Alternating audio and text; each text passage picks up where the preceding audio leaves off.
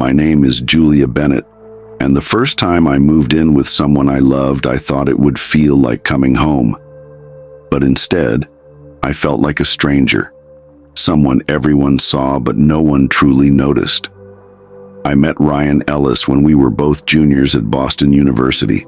He was everything I wasn't: loud, confident, full of stories. I was quieter, more measured, but somehow we worked.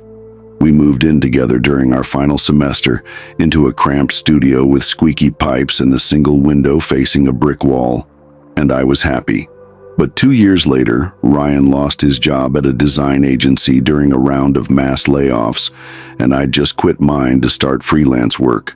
Rent became too much. Options narrowed, and then came the offer that changed everything. "Why don't we move in with my parents for a while?"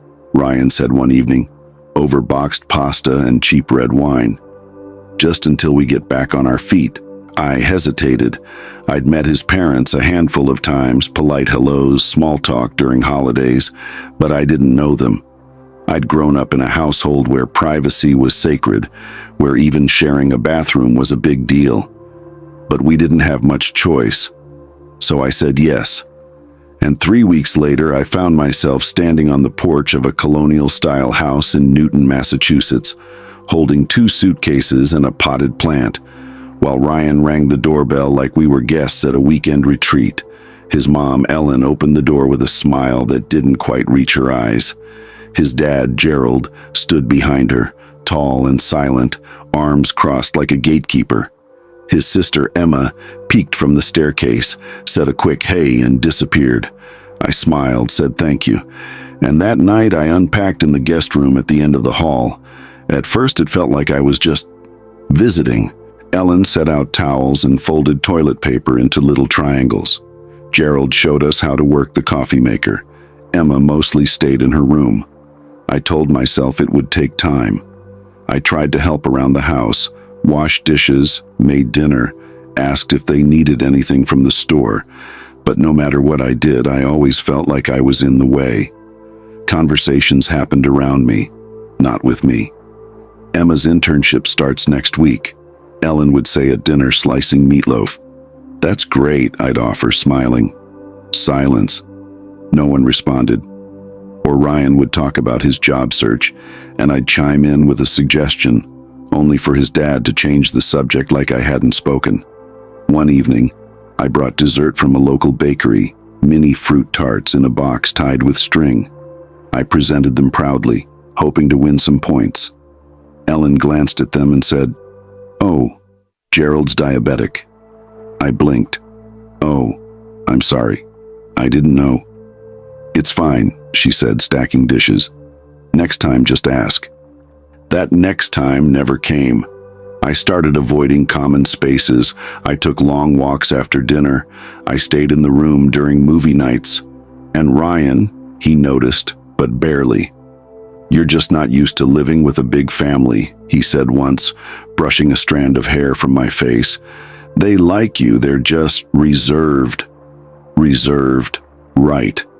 That excuse held up until the night of Ellen's birthday dinner.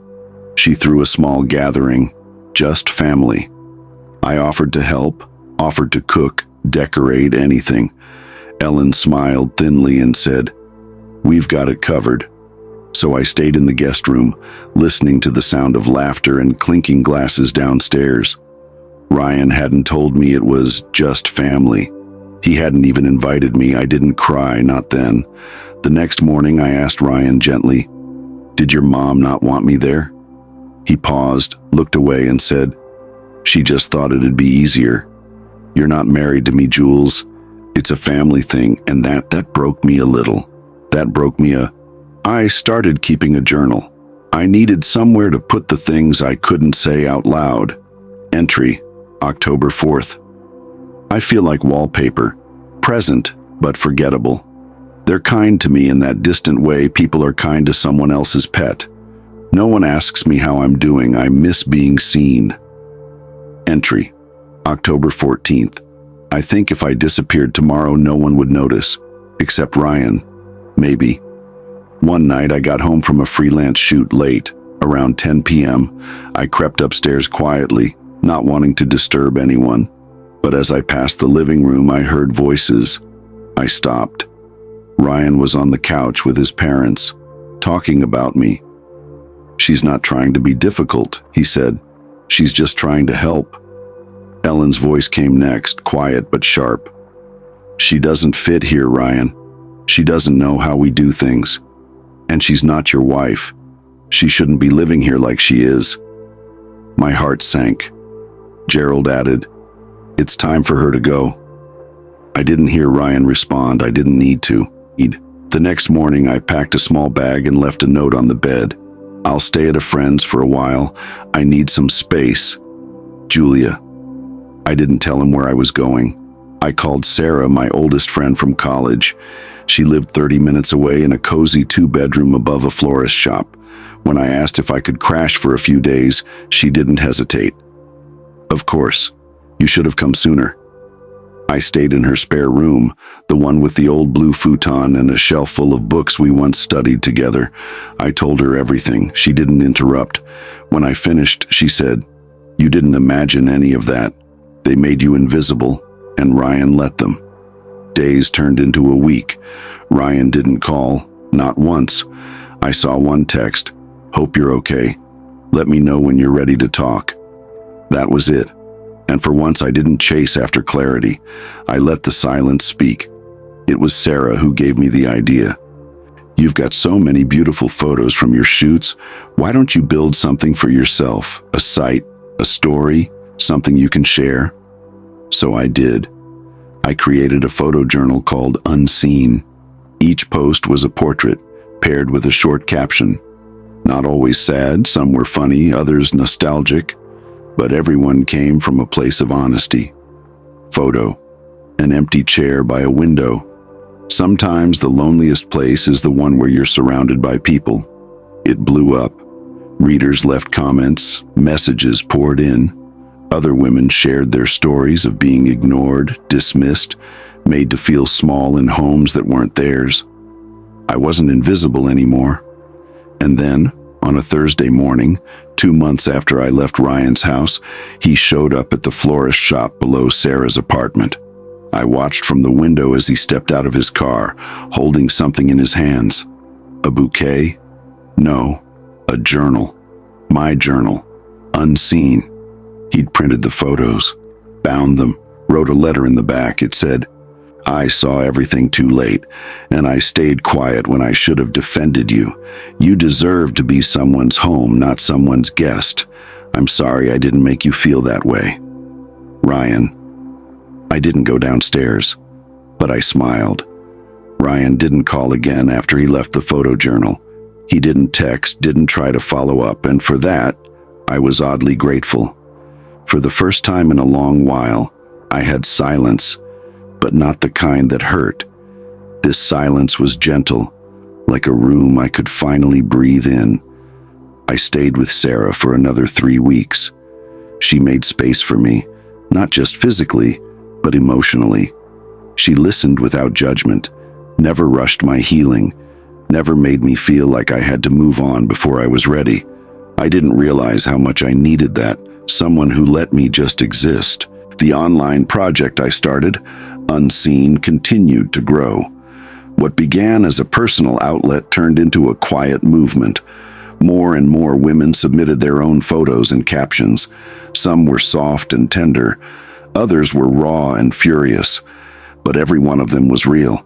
I didn't just build a website, I built a community. And then one day, I got an email that changed everything. Subject: Feature Opportunity, New Voices Series. Hi, Julia. I'm an editor at the Narratives Collective, a small online magazine dedicated to amplifying underrepresented voices in storytelling and art. We came across your Unseen journal and were deeply moved. We'd love to feature your work and interview you as part of our New Voices series. Let us know if you're interested. Warmly, Claire McKenna. I stared at the screen for 10 minutes, unsure if it was real. When I finally called Sarah to read the email aloud, she screamed so loud the florist downstairs knocked on the door to make sure no one had died. Of course you're going to do it, she said, like it wasn't even a question. The interview was scheduled for the following week via Zoom. I didn't have a professional setup or even a proper desk, but Claire didn't seem to care. She was warm, funny, and genuinely curious.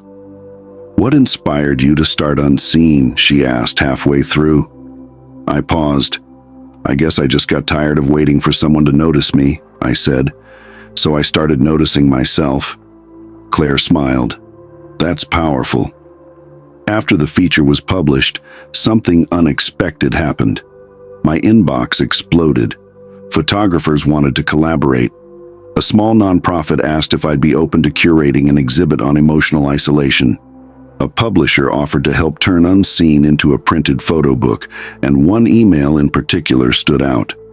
Subject: I've been quiet too. Hi, Julia. You don't know me, but I know you. I'm Emma, Ryan's sister. I hope it's okay that I'm reaching out. I read the piece on the Narratives Collective and recognized the photos. I didn't know what to say until now. I just wanted to tell you. I saw you. I didn't know how to act at the time.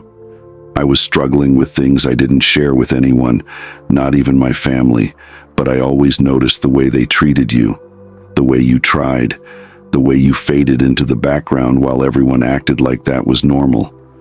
I'm sorry I didn't speak up. I was silent when I should have been louder. I hope you know you mattered. You still do. Emma Ellis. I read the message 3 times. Then again, she saw me. The one person I had written off as indifferent, distant. She saw everything. And in her own quiet, guilt-ridden way, she had carried that memory. I didn't respond right away. I needed time to sit with it. I thought about what it meant, for her to reach out, to apologize when no one else in her family ever had. Not Ryan, not his parents, just her. Eventually, I wrote back, "Hi Emma, thank you for writing. Truly, your message means more than I can explain. I don't blame you for being quiet. I've learned that silence is complicated. I hope you're being kinder to yourself now. I really do." Julia, weeks passed. I started rebuilding, not just my career, but myself. I found a studio apartment in Cambridge, small but bright. White walls, creaky floorboards, windows that looked out onto a fire escape lined with potted plants I hadn't killed yet. It felt like mine. I painted again, something I hadn't done since college. I hung up my own photos, not because anyone else needed to see them, but because I wanted to live surrounded by my own vision. And slowly my heart began to open again, not to Ryan, but to possibility. The twist came on a chilly November afternoon when I bumped into someone completely unexpected. I was at an art gallery downtown viewing a collection on domestic spaces and emotional silence. I was standing in front of a large print of a woman in a bathrobe, sitting alone at a kitchen table, when someone said my name behind me. "Julia?" I turned. It was Caleb from my first job at the publishing house. Caleb, who used to sit across from me and steal my granola bars when he thought I wasn't looking. Caleb, who'd always asked how I was doing, even when I was too shy to answer honestly. I hadn't seen him in 4 years. We talked for 2 hours in that gallery, about life, heartbreak, work, art. He'd recently moved back to Boston to care for his dad, who was recovering from surgery. He'd also left a toxic relationship. We shared pieces of pain, not in a heavy way, but with a kind of quiet, mutual understanding. At the end of the night, he walked me to the train station and said, "I know it's been a long time, but I'd really like to see you again." I said yes. Caleb didn't save me. This isn't that kind of story, but he saw me. From day one, he asked questions. He listened. He remembered the little things, like the fact that I hated wooden spoons and loved the smell of dryer sheets. He never made me feel like I had to earn my place. And that was everything. 6 months later, I hosted my first solo exhibit. It was called Seen. The final piece in the collection was a photograph I took in my new apartment. A mirror reflecting my own image, soft morning light around me, wearing an oversized hoodie and a sleepy smile. The caption read, "I thought disappearing would protect me." But it turns out, being seen was never the danger. Being ignored was. The room went quiet as people read it. Some nodded. A few wiped their eyes. And in the back of the room, Caleb stood beside Sarah, both of them clapping. And just behind them, almost hidden, was Emma. She didn't approach, didn't speak, just stood still for a while, then smiled and slipped out the door. I didn't stop her. I didn't need to. I no longer live in anyone's guest room. I no longer shrink to fit someone else's expectations. I own my space now in every way that matters. And for anyone who's ever felt like furniture in their own story, let me say this: you are not invisible. You were never meant to be. Thank you for listening to The Story Voice. If this story moved you, inspired you, or made you think, don't keep it to yourself. Like the video, subscribe to the channel, and turn on notifications so you never miss a story. And if you've got a story you think the world needs to hear, drop it in the comments. I might just tell it next. Until then, keep listening and keep feeling.